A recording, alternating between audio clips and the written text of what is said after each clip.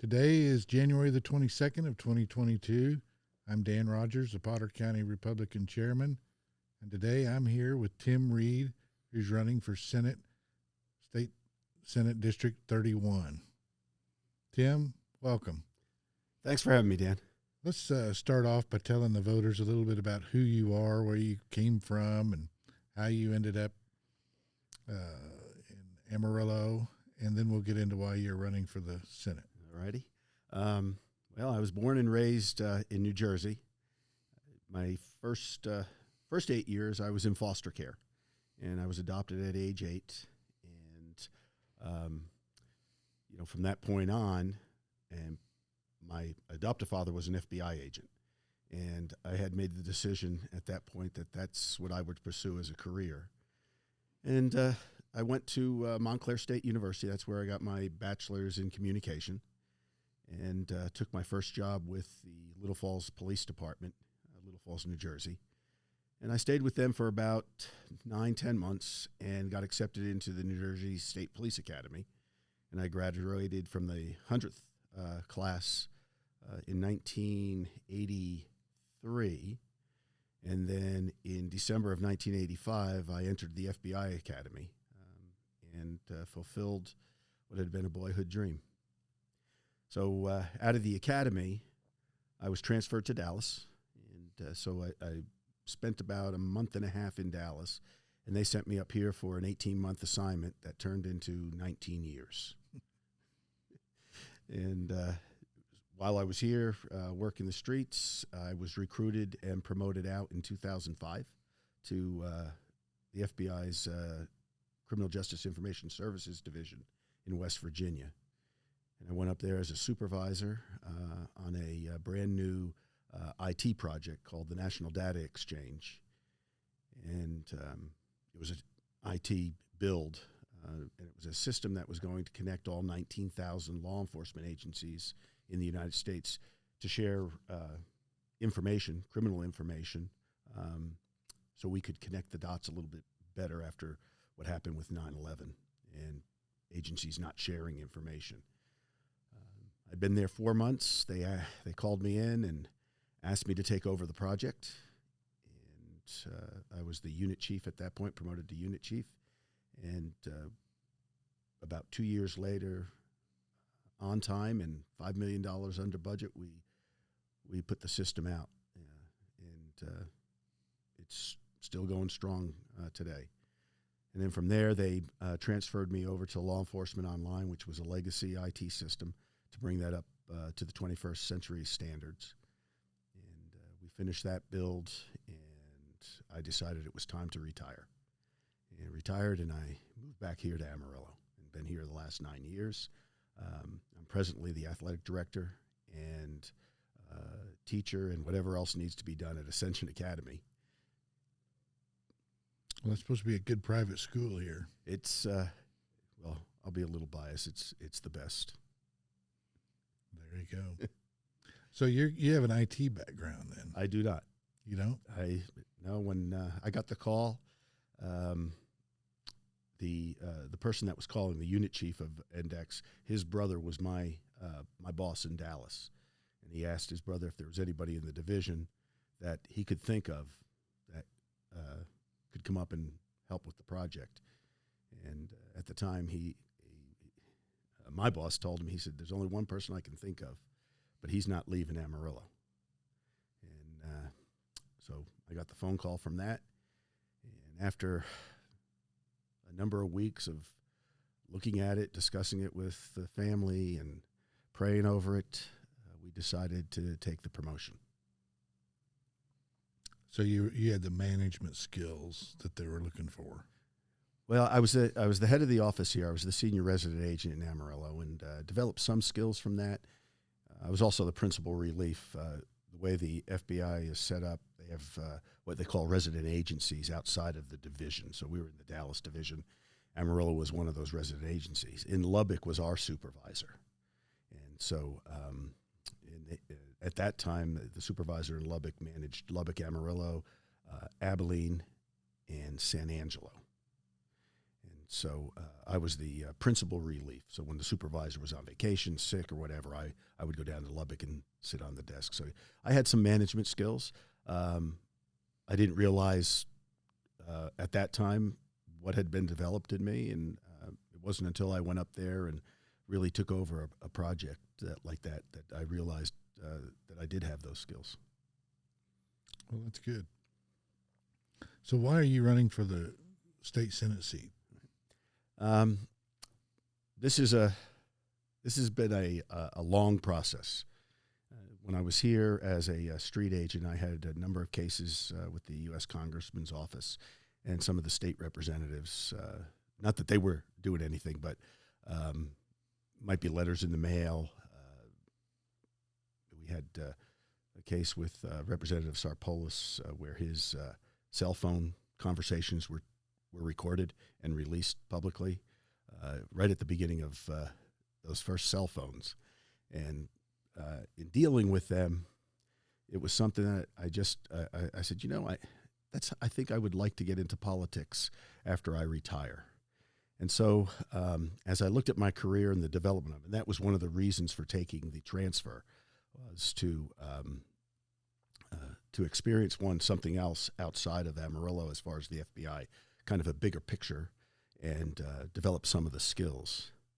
And so while I was up there as the unit chief, I had actually dual assignments because I was on diplomatic tour also. And it started with the Department of State.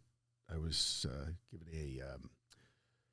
a presentation on weapons of mass destruction right after 9/11 because I had an anthrax case back in the mid-'90s here in Amarillo and was one of the few agents at the time that had handled something like that. And I was asked to speak, and after the presentation, I was approached and asked if I might think about getting involved with the Department of State on a anti-terrorism academy that we were going to take international. And so they asked me to write two portions of the curriculum, and it was crime scene investigation and interview and interrogation. And then shortly after that, as we got that done, I was asked if I would like to go and actually work at the academies and teach and help our international partners in law enforcement. So I started the international tour, and that took me to Iraq and Indonesia, South Africa, Botswana, Brazil, Peru, and Chile, I think are the assignments I had. So that was all good work. I got to see how we operate as the FBI internationally. Most people don't know that the FBI has international offices. We have about 58 of them around the world to help us in our criminal investigations, but a lot of our intelligence gathering. And so that was a good experience to have, and it kind of set me on the right path where I wanted to be. Yeah, I think my understanding is that the FBI is the investigative unit for the inside the United States. The CIA is for the outside. That's correct. But I guess they kind of get crossed up. Well, before the CIA existed, the FBI handled both, domestic and international. And however that worked out, J. Edgar Hoover at the time didn't want to give up what he had internationally with the information coming into the FBI and sources that they had developed. And so he continued that program. It's called the LEGAT program, Legal Attaché. And so, and that was part of the problem with 9/11. The FBI and the CIA were out doing things and not necessarily sharing the information. And so that's why we tried to make that correction after 9/11. That was the reason for the development of Index. And that communication path is far better today than it was prior to 9/11. Well, I think a lot of people think now that, they don't have much interaction with the FBI, hopefully. Well, we don't really know they exist here. Yeah. And that's a good thing, right? There are 4 agents here, and Sometimes it gets up to 5, but usually it's 4 is the workforce here. Lubbock has about 7. Abilene has 3, I think. So the advantage of being in an office like that, resident agent, is you work everything the FBI has jurisdiction over. So you become like a jack of all trades, master of none. Mm-hmm. Down in Dallas, if you're in the field office, they put you on a squad. It might be a white-collar squad. It could be a fugitive squad, what we call reactive, working bank robberies, whatever. So you get to specialize a little bit more down there, whereas up here, they try to assign men and women that are kind of independent, can think on your feet because you don't have all the resources, capable of handling a lot of things. I think at any given time, I probably had 40 or 50 cases that I was working in all different fields. So what were the bulk of the type of cases that you worked? Amarillo was a busy place. At the time that we had the Panhandle Drug Task Force, but our division didn't want to assign a permanent agent to that. So we kind of stayed away from the drug activity. We would assist the DEA and the task force, but we really wouldn't work drug cases. So for the most part, white collar was a big thing, bank fraud and embezzlement. I worked a number of stolen cattle cases, so interstate transportation of stolen property because of our I-40. A lot of things go through here. But it ran the gamut from kidnappings and bank robberies. When I first got up here, I worked a case at the time. The classification was called the White Slave Trade Act, and we had a gentleman here that was running young ladies that were minors for prostitution between Oklahoma City here and Albuquerque and Vegas, and so it was just there was no one really big thing. Probably white collar was the biggest, but that was the advantage of being up here. You got to work a whole bunch of stuff. Yeah, I've never understood why people can't just be honest. It sure make life easier. You know, it really does, right? As I always said, once you tell the story, you got to tell it the same way every time. And what you find, and I tell my kids this because at school I do a crime scene forensics class. And when we discuss criminals and everything, I said, they're not necessarily the smartest people. Bank robbery was a big thing at one time, and the average take in a bank robbery is about $3,000-4,000. I mean, even that, you look at it, is it worth going in there knowing that you're going to get maybe 5 or 10 years in a federal penitentiary for getting a few $1,000s? So they're not necessarily the smartest people. Yeah. 4 or 5 million might make it worthwhile. 10 years, that's $350,000 a year. Yeah. But they always end up having to give the money back. Giving it back, paying it back. It's an interesting phenomenon of the bank robbery, I think. And nowadays, because of technology, bank robbery has become very profitable because they're able to go in and move money electronically. Mm-hmm. Yeah. So they're not doing it at gunpoint. You don't see that as much anymore. And I've been out now. It's been 10 years, and even in the news, you don't see as many bank robberies up here as we did back when I was working. Yeah, they seem to come in rashes or bunches. They do.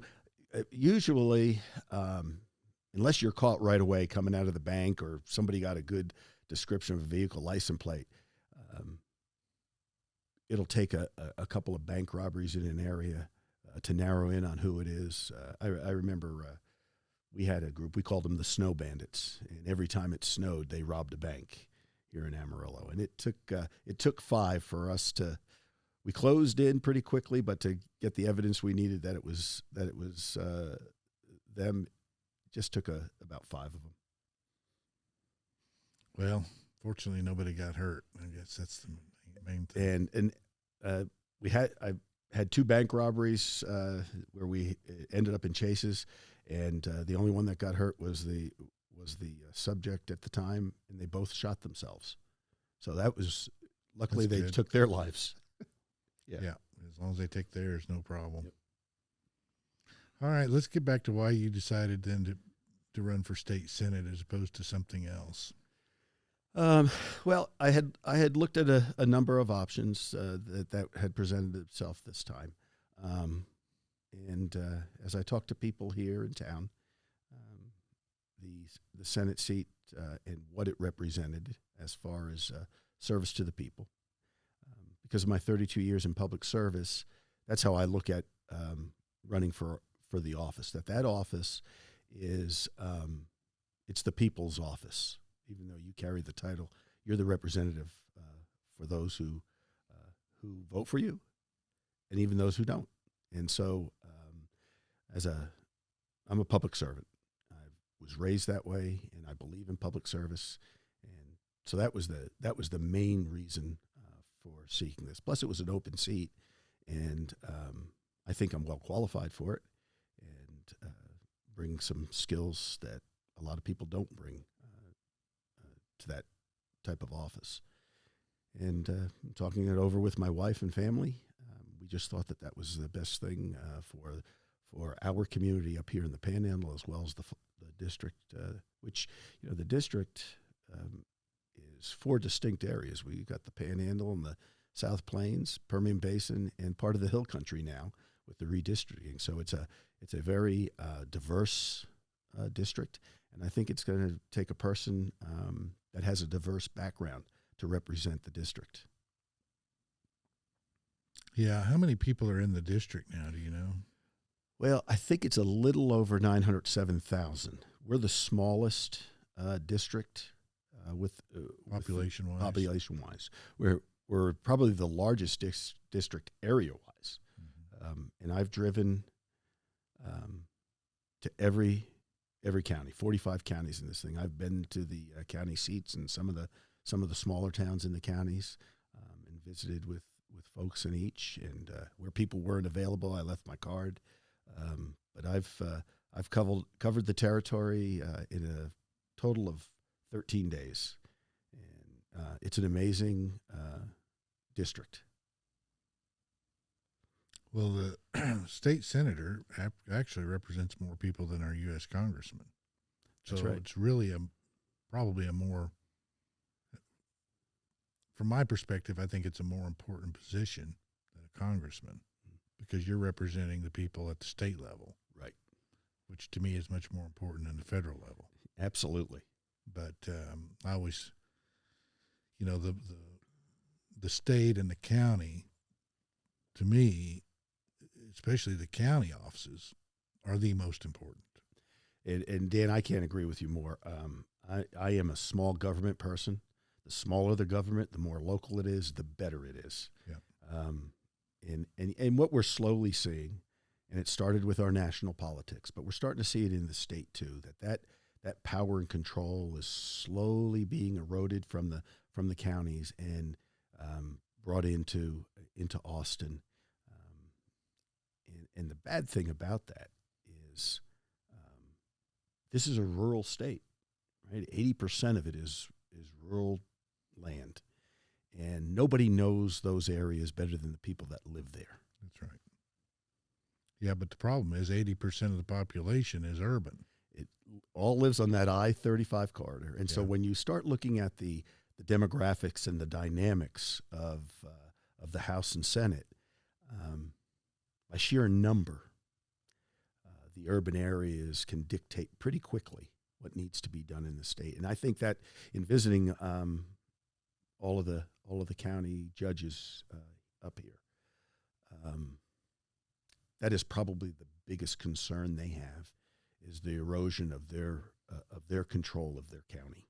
Mm-hmm. And it's not a good thing for government. I believe the more closest to the people, and I'm, of course, I'm in a big squabble with everybody about voting. They keep centralizing. Now, even at the county level, they've centralized it so nobody can see what's happening. I'm a proponent of going back to our precincts to vote, hand-marked paper ballots, because I believe that an electronic vote isn't a vote. It's evidence of a vote. but you don't have a source document. So to be valid, I would think you'd have to have a hand-marked, self-authenticated paper ballot. It worked for 50, 60 years up here with doing it that way and then scanning it through the optical scanner that every county still uses to do the absentee ballots. They're paper. Right. And they scan them through the optical scanner, just like we did the rest of the ballots 15, 20 years ago. When I was an election judge, I just thought that was a beautiful system. Very simple. You didn't need an EA, an election administrator. The county clerk could handle it. It was simple, but we keep centralizing. And it's just I think it's a very bad thing. The more you centralize at the federal level, state level, even at the county level, it needs to be at the precinct level where people live and people are confident then in their vote. And we're losing confidence. People, I think, are losing confidence that their votes aren't and I don't know that it's right or wrong. You know, the machines could be 100% right, but why are we spending the money for something that we don't need? That's the question. Yeah. And and I applaud you for taking that on. It's a tough task once we progress to a certain area because of technology. To go back, a lot of people look at that as, would you go back without electricity? If you wanted to compare it. Well, what I say is, how'd you get here? That's right. You drove. That's right. They say, well, paper is antiquated. Well, paper was invented by the Chinese in 1200s or something. Right. And we're still using it. We're using it. When was the wheel invented? Long before that. And everybody uses it every day and has no problem with that. Right. And that's way older than paper. Right. So I don't buy their argument. No, and with any of the issues as we move forward because of technology, and that there's a good thing and a bad thing with technology. There's pros and cons, and I think the big thing is to remember the people. That's right. And I think that's what, as you are doing this, that's what you're thinking about. Their concerns. They have to be ensure that our system of election, that the integrity is intact. And by you raising that issue, I think that's a huge step. Well, I think it's a simple thing to fix, and it would solve a lot of problems. Because to me, I'm concerned about people not having confidence in their government. And it starts with their vote. Like I was telling somebody the other day, they asked me, why am I doing it? And I said, well, did we have the right to vote in 1771? What happened? And every 4 years, we effectively have a revolution in this country. That's right. And we affect that peaceful transfer of power with our vote. What do you think is going to happen if people lose confidence in that vote? And I think we see that, Dan. The numbers that go out and vote, when you look at local elections, they're so small compared to the total voter population. And I think it's because part of it is because government has gotten so big and is doing the control and centralizing of power that people have lost confidence in their government. Even in local governments, they've lost the confidence. When I look back, and I know we're about the same age, you had confidence in your elected officials. They weren't, when they took polls, they weren't at the lowest end of the poll numbers. There was a respect for whether it was a U.S. representative or a state representative, even the local government. There was a respect. You may not have agreed with the person, but you respected them for the position that they had. That's right. And we've moved from that. And how do we get that back? And when I started my campaign talking, I said, I may be having bad dreams, but we have to bring back some common sense and civility to politics. This being at everybody's throat over an issue. And I always have my rule of thumb as I look at issues, is this something that I'm willing to die for? Mm-hmm. It's pretty drastic, right? So there are some issues that are core beliefs that I'll go to the wall for. But there's others that if we just sat and civilly discussed and debated with each other, I mean, that's another thing. The art of debate has been lost in this country. Now it's yelling and screaming. Yeah. And if we just sat and talked through those issues that aren't necessarily core concrete issues, that we can come up with some compromise, we'd see ourselves a little bit farther along in a little bit happier country, I think. Well, I think part of the problem is all the social media now that I'm not sure it wasn't created by design to divide people, because people don't talk to one another. They get on Facebook or one of these social media platforms, throw their opinion out there, right, and think they've done something, right, when they've done nothing. Mm-hmm. You don't solve any problems by arguing with people on social media. Right. They don't get involved. They don't get involved in the party. They don't get involved in any other groups that can actually move issues forward and solve the problem. Right. And I think that's bad.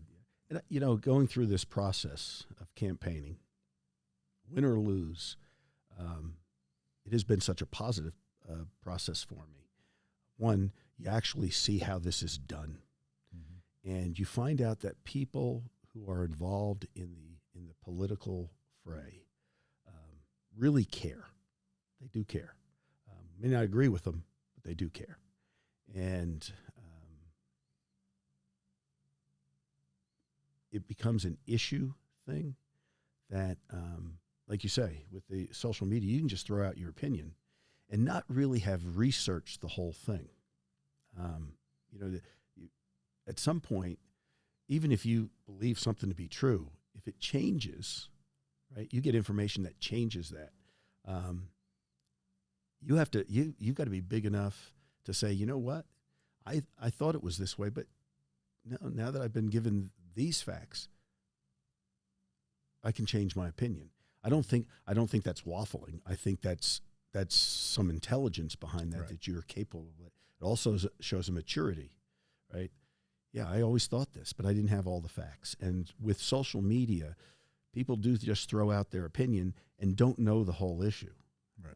And so there's a huge downside to that platform at this point. Well, the problem that a lot of politicians have is when they find that new information, they never will admit that they're wrong. And I think that's what irritates voters.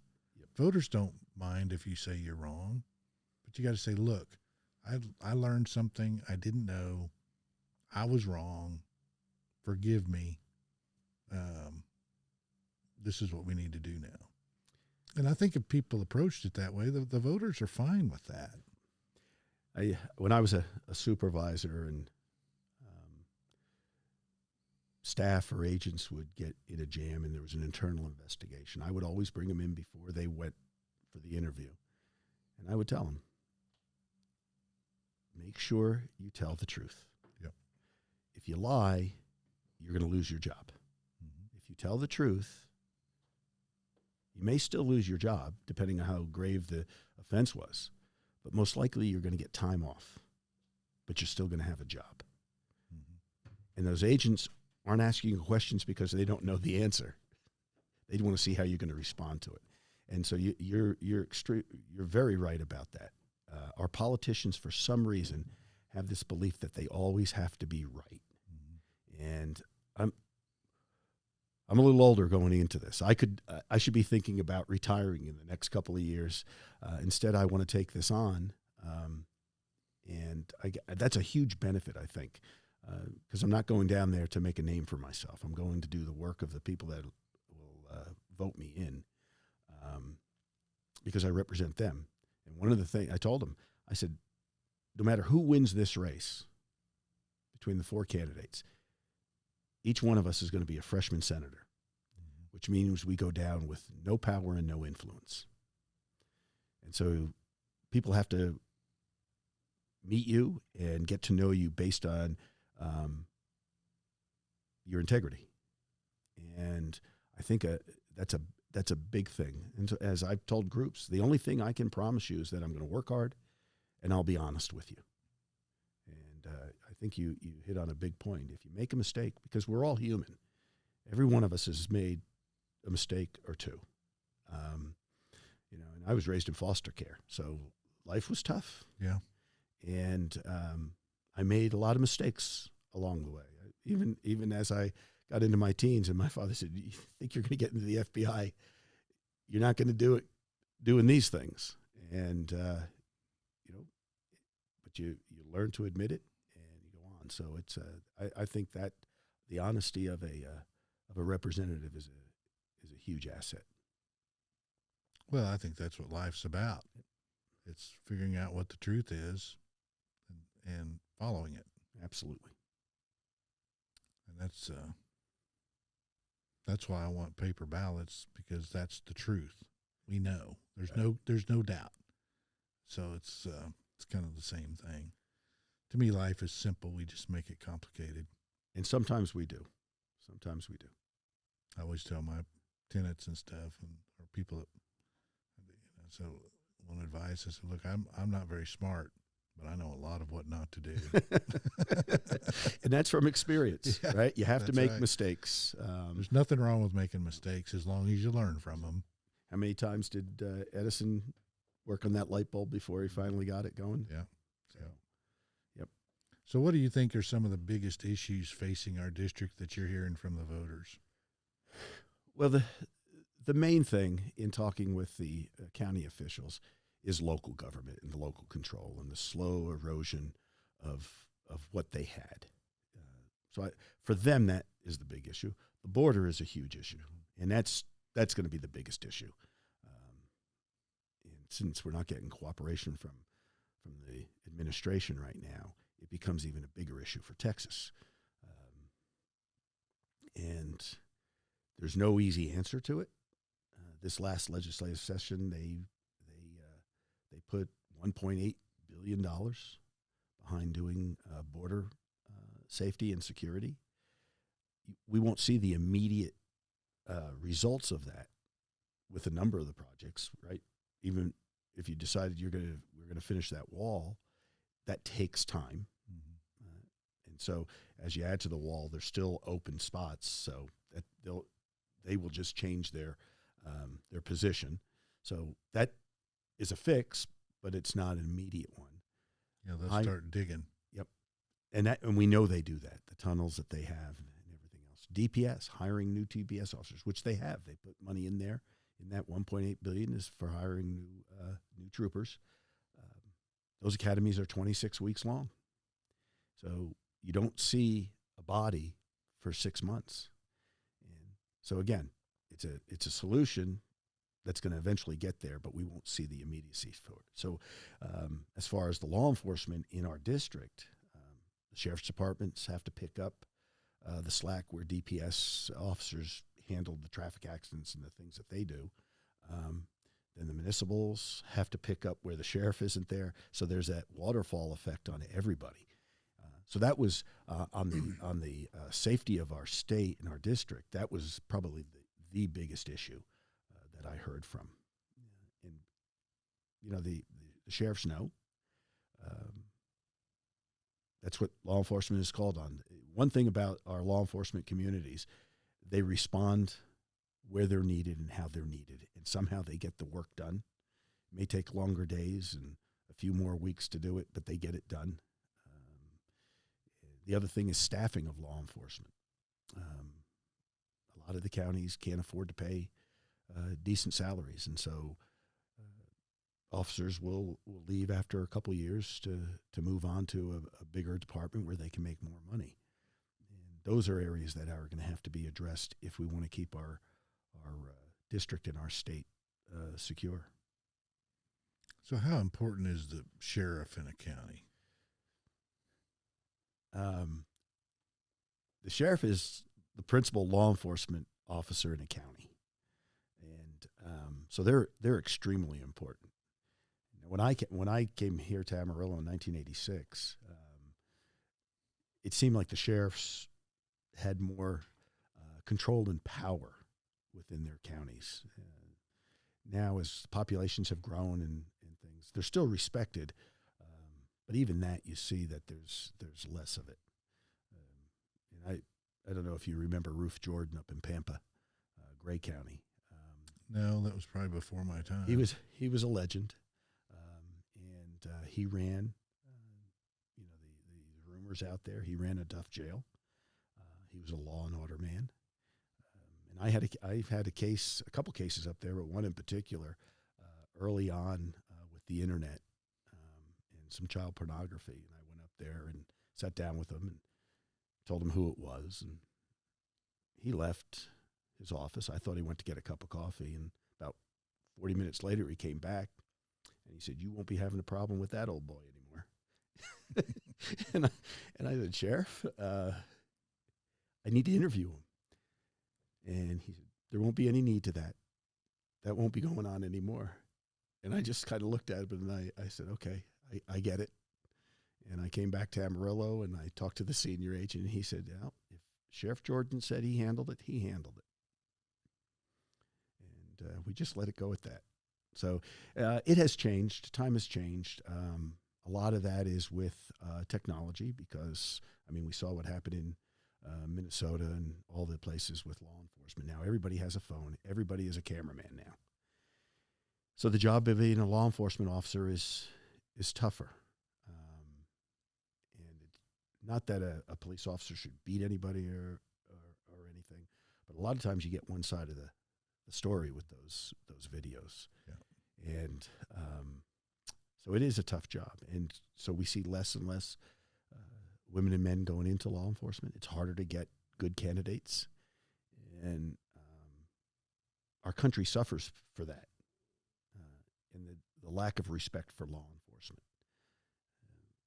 It's that erosion is a terrible thing to witness. And hopefully we'll get that culture back a little bit where the respect is there. Those are men and women who put their lives on the line every day, and that becomes a cliche at sometimes, but you really don't realize how true that is. When I retired, I had a 2-year period before I went into the education end. I was doing a study for the FBI on ambush assaults of police officers, and I had the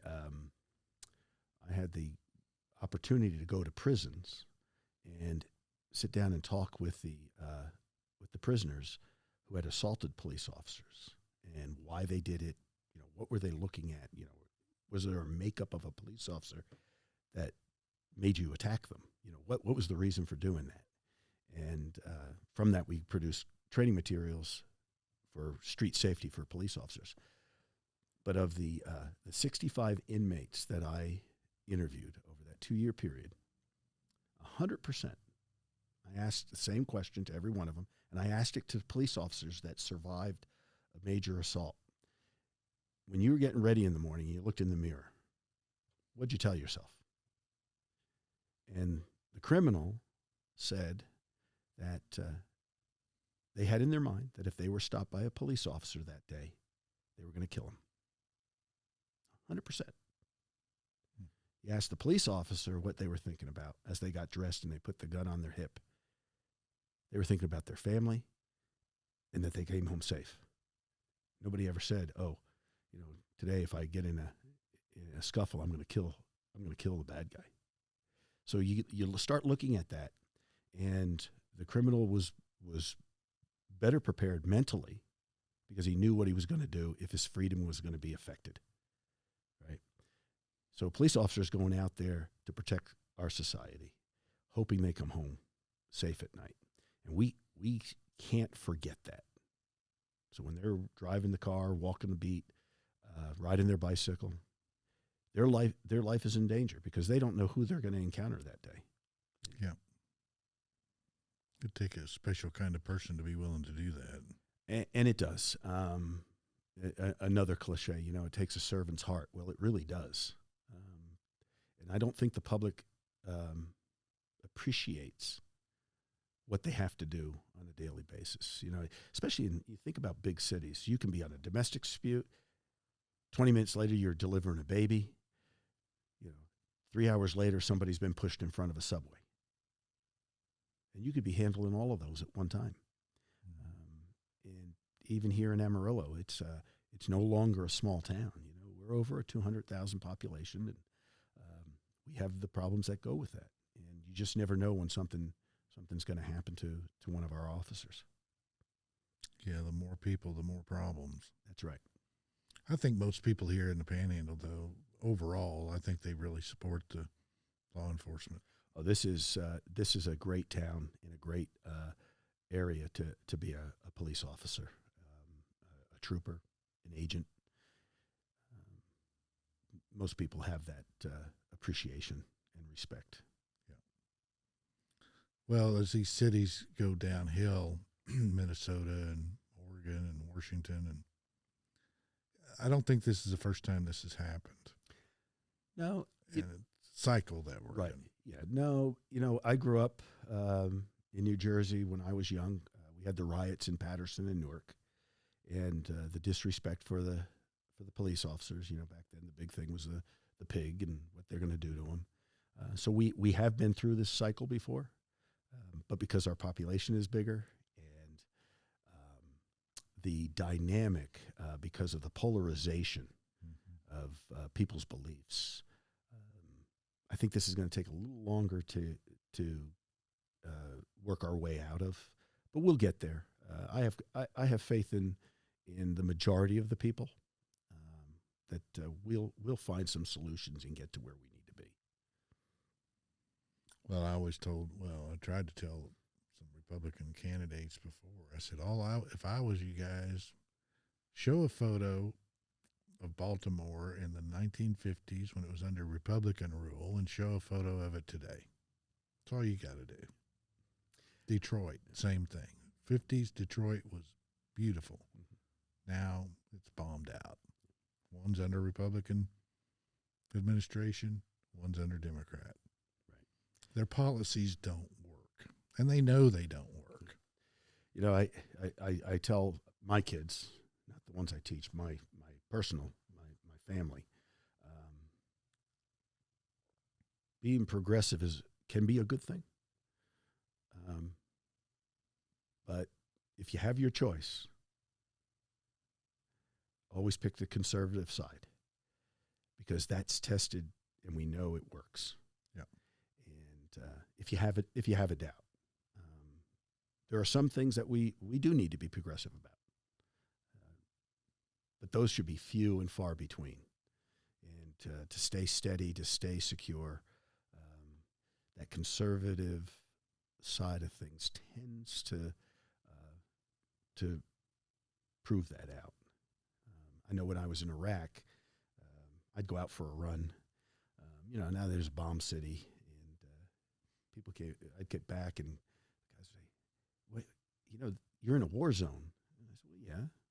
I said, "But do you realize statistically I'm safer here than I am in Baltimore or Detroit?"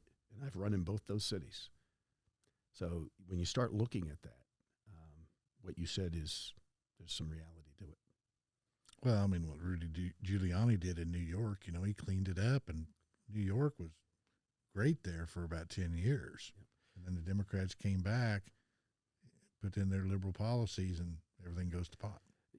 As parents, as new parents, people will give you the advice, tough love. Mm-hmm. And it seems to work. And that's what Giuliani did with New York. It was tough love. He loved his city, loved the people of the city, but they needed order. They needed to be told this is how we're going to do things.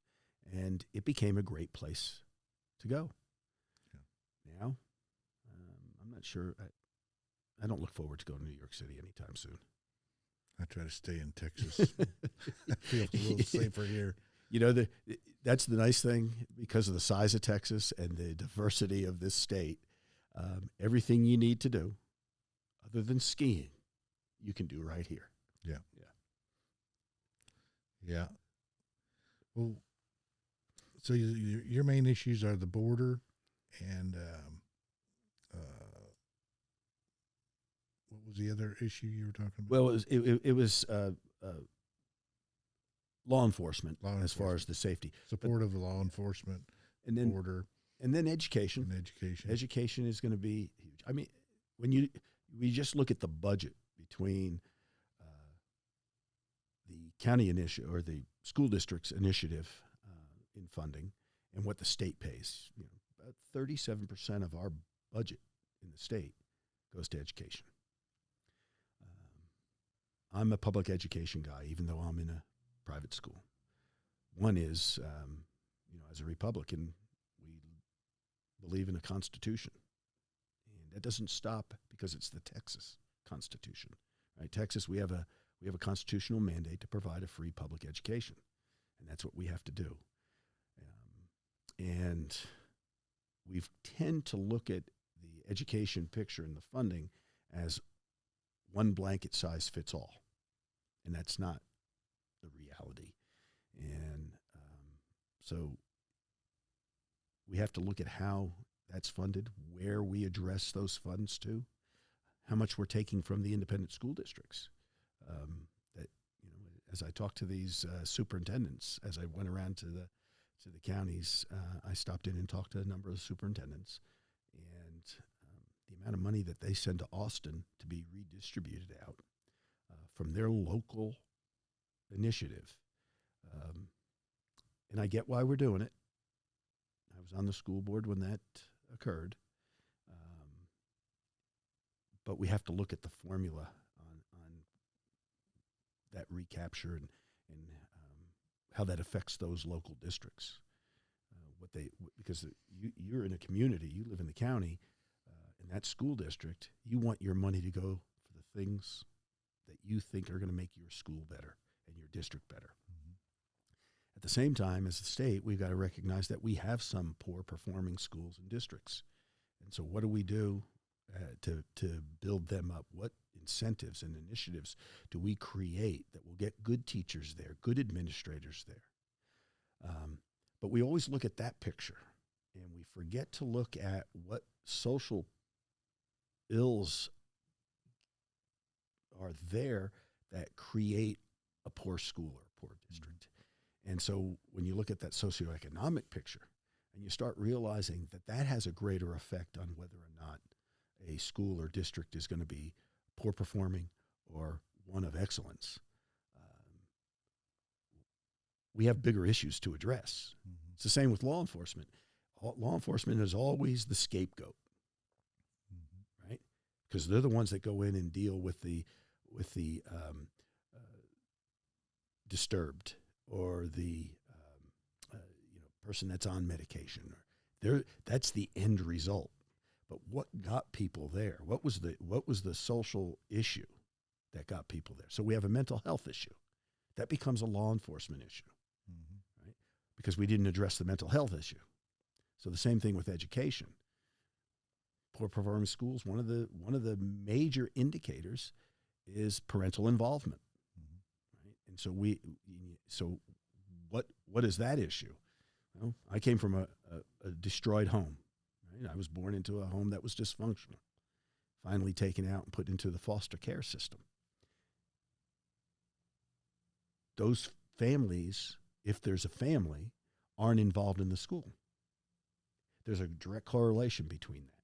So let's start addressing the real issue as opposed to you can't correct this issue of education if you don't address these.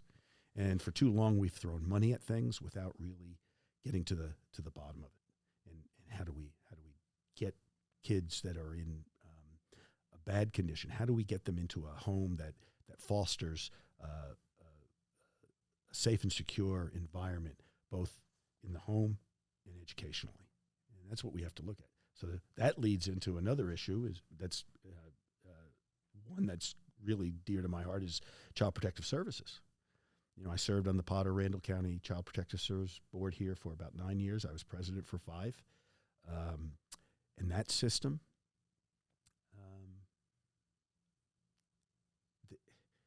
it's broken. We can't get enough people that want to do the work, the social workers to do the work, the caseworkers. The ones that are overburdened with the number of cases they have, and they're leaving to do something else because that's hard on a person. Most of them are young when they go into it, and they get disheartened. Very emotional. And it is an emotional job, because you do get connected to those kids pretty quickly, and you want to see the best for them. And they don't always get the best. And we're really going to have to look at that system and fix that, because that has a direct correlation not only to the education piece, but to the criminal justice piece. Right? Yeah, it all works together. It all works together. And so, we have to look at that holistic approach. But if we can do it here on the front end, we don't have to worry about doing it here on the back end. Solve what causes the problem. Right. And the problem would and there are always bad people. There are always going to be those that are going to end up in prison. They're just bad people. But the majority, if you get them when they're young, I mean, I was lucky. The first year in foster care, we were probably in about 8 or 9 homes. That's a new home every month, right? Finally, we got into a stable environment, and we were there for 4 years before I was adopted. I had a younger sister that was in that home with us. She was adopted before I was. I was adopted. And then I have a brother just above me, and he was never adopted. He aged out in the system. And I look at that because of her. She gave us a stable home for a lengthy period of time, treated us just like we were her own kids. And that's what made the difference. Then I was adopted, and that was a life changer. And I was able to, I realized even at the age of 8, I got a deal here. And now I need to make the best of it. And if we can get kids, into those stable homes, caring homes, and that was one reason when I was on the Child Protective Service Board, as a co-founder of Amarillo Area CASA, Court Appointed Special Advocates. That program came in, and I met with a couple of the ladies here in town who wanted to bring that program into Amarillo, and we formed CASA and got that going. And today it's a very well-run organization. They care about getting those kids out of the system as quick as they can and into stable, loving homes, knowing that makes the difference. Yeah, kids are smart. I mean, even at a very young age, I think adults way underestimate children. Well, especially in that situation, you tend to grow up a lot quicker. Our home was abusive. My brother was 2 years older than me, 4 years old. And what broke the family up, he woke me up one night and pulled me out of the house, and we ran away. I didn't know what was going on. We got picked up on the side of the highway and turned into the police department. And that was it for the family. There were 9 of us, but we were all split up at that point into different foster homes. But since that, I've been reunited with my family, my biological brothers and sisters. Every one of them successful in their own area. And so, which is unique when you have nine kids that go through stuff like that they're able to pull themselves up. So that speaks well for the individual, but also for the system that provided for them. Yeah, it's up to the individual at the end of the day to make good choices. Yep. And that's realizing as human beings, sometimes we don't make the right choice or the good choice, right? And but as we discussed earlier, that's when you got to have the that fortitude to just say, you know what, I was wrong. I did something wrong, and we move on. So why should the people watching this vote for you as opposed to one of your opponents? I truly believe I'm the most qualified candidate when it comes down to the bottom line. And you really have to look at the qualifications of a person. Each candidate in this that I've met is a good person, individually. But I think when we start looking at the qualifications and the life experiences and what you would bring to the job, it's the state Senate. And you need to have those qualifications. The other thing is an independence, right? as Texans, we like to say that we're an independent type of people. We're a free thinking people. I'm not tied to any group. And so I go down there as my own person to represent the people of the district. And that's what they're going to get. They're going to get a full-time representative down there, a senator. Because if I win, I don't have a job in the school because I can't teach part-time. And so I'm lucky that I'm in a position that I can do that. I mean, it's going to strap me a little financially, but not to the point where I wouldn't run for the office. But I go down there with that myself intact. I'm not in anybody's back pocket, and I don't have big donors. I just have the average person here, some successful business people in the district, but mostly the average person that's donating to my campaign. And so they're the only ones I owe anything to. Those are the voters of the district. That's who I represent. And it always goes back to them as opposed to me.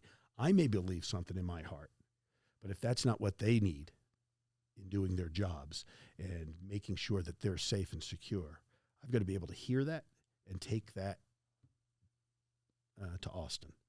So, I mean, you asked the question, I'm the most qualified candidate of all of us.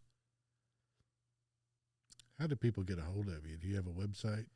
I do have a website. It's Tim Reid for TX, Senate31.com. That's the website. I have a phone number, 806-376-0780.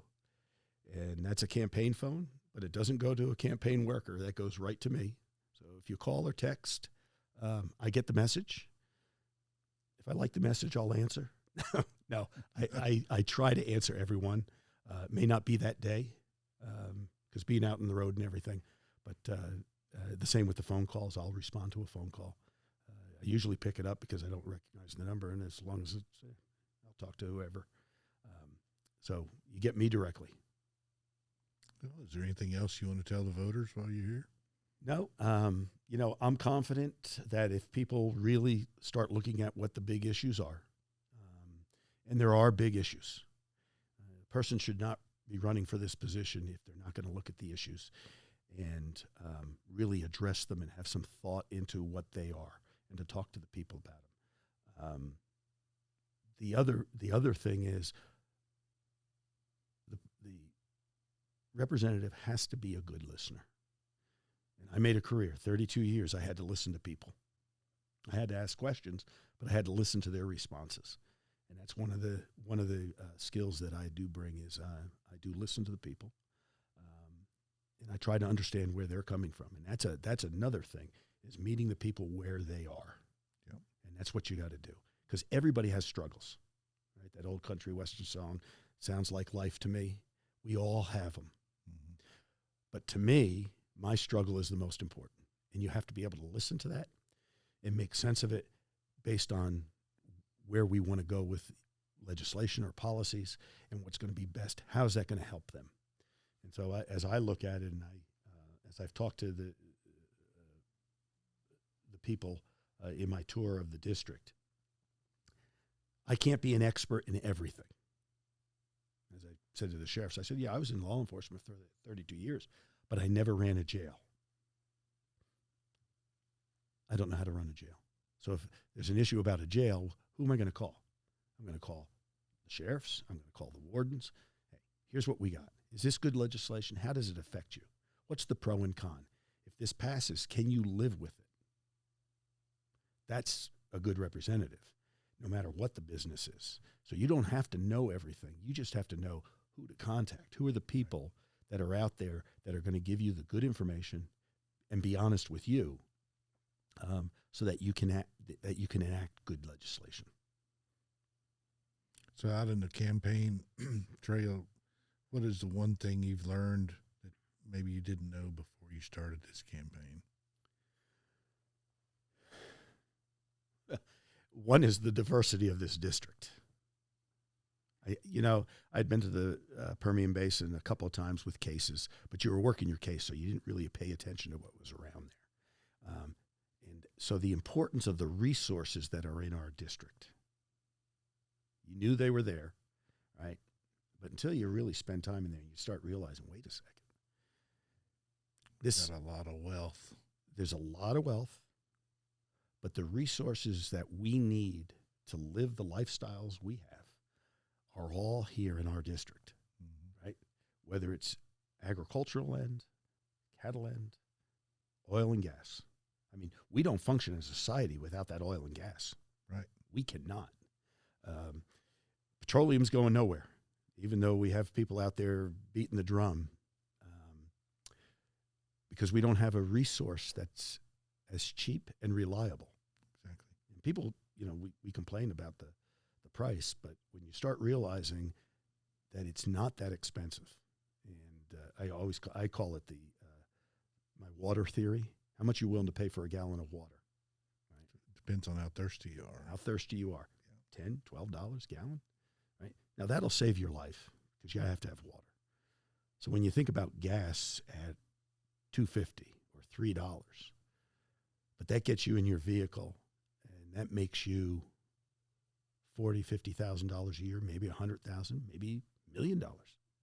All of a sudden, that $3 a gallon becomes a good investment because it gets you to your job, right? And so that's it. As a state, we have to be concerned about economic development. That's going to be it's a huge issue because we want economic development, and we got to make sure that we have the infrastructure to support it. So those are big things that have to be attained to too. So those are things I've learned from this district. There's a beauty in each part of it that a lot of people don't realize, and so you look at the things that are going on. One of the trips as I was driving down the western end of our district, I saw a crew. And it was in early January. They were starting to work on the vines in one of the vineyards, and I stopped and spoke with them on the side of the road. And my parting joke was, "What is this going to become the new Napa?" And the manager looked at me and he said, "Exactly," because the sandy soil in that area, they can control the water and the fertilizing much better than they can in other areas.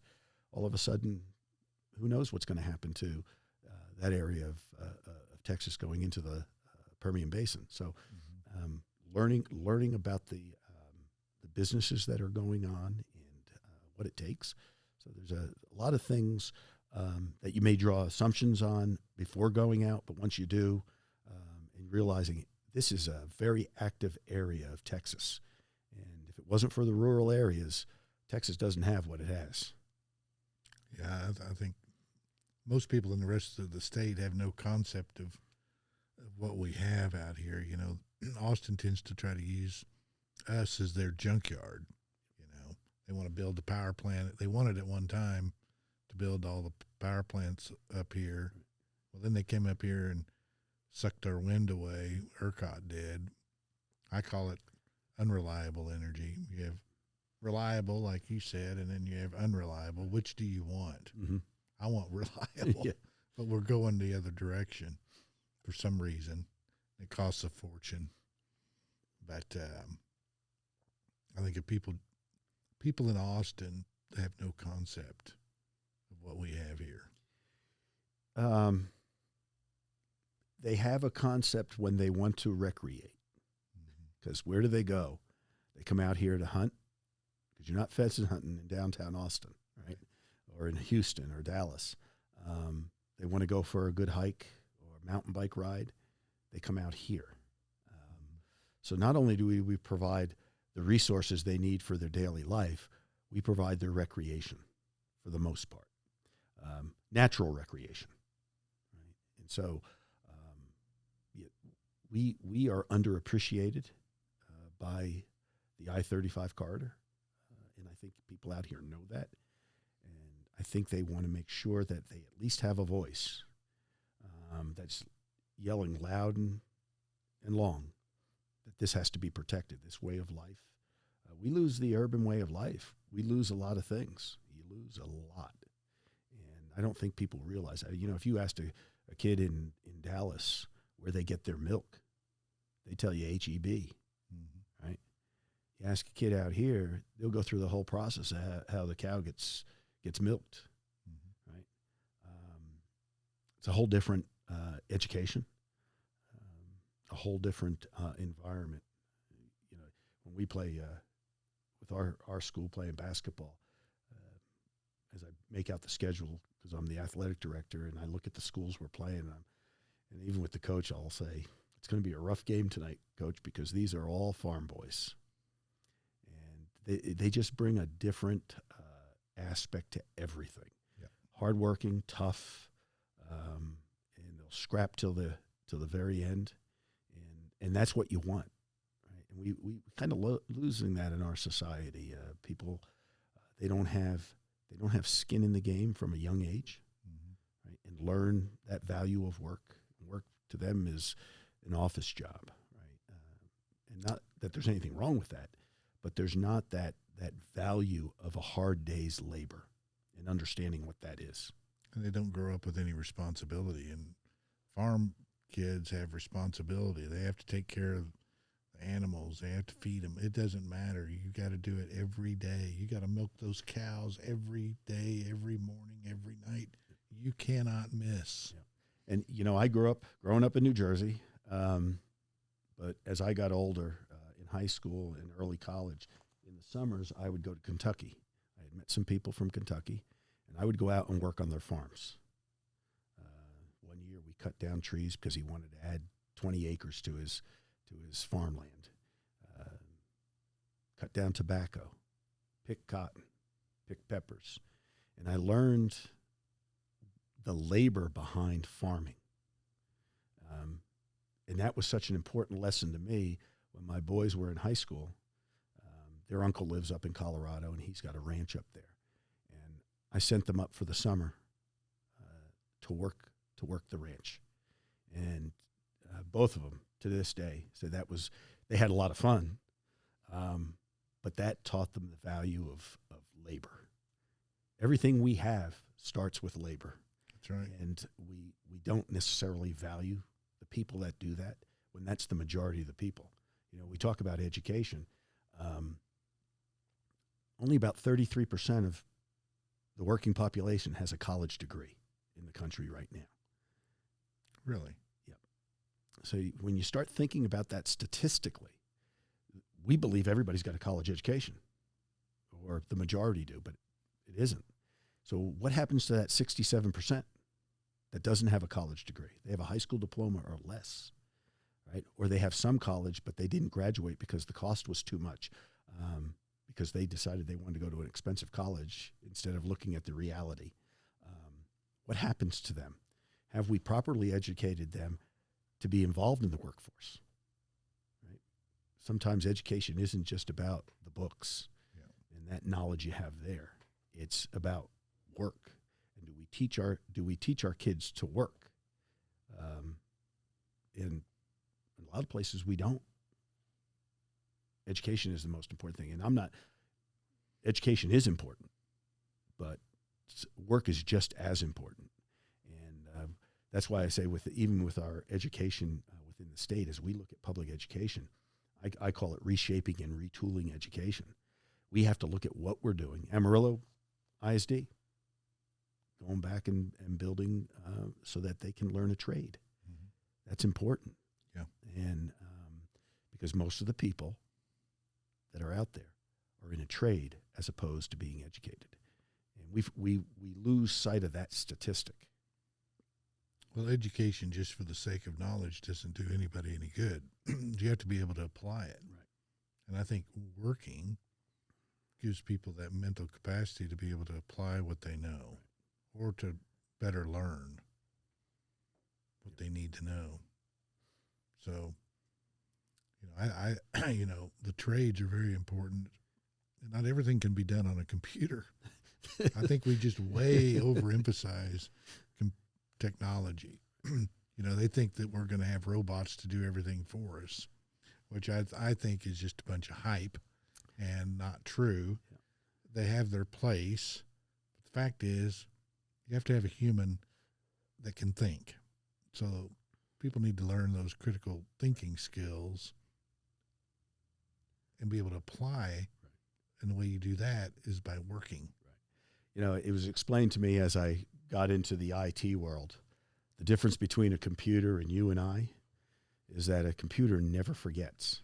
Mm-hmm. Right? And that's always stuck with me. But in order for that computer to remember everything, it had to have a human behind it. Mm-hmm. That was coding it so it would remember. So that even the technology takes a human being. And there's some of the most amazing people, the IT people, what they can do. Yeah. But it still takes that human. A computer isn't coding a computer, right? You still have to have the human brain to put in there what that computer is able to do for us. Yeah. And that coder makes mistakes. Sometimes they do. So the computer doesn't always work. Right. That's right. Well, it's just like our brains. Sometimes our brains just don't work right. But that computer will sit there and give you the same answer forever. Yep. That's right. And it's the right answer. 2 + 2 is 4, mm-hmm. Right?